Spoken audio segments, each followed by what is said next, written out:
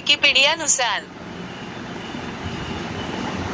Ali Husaini Khamenei उर्फ Ayatollah Khamenei Iran देशाचे राजकारणी व धर्मगुरू होते.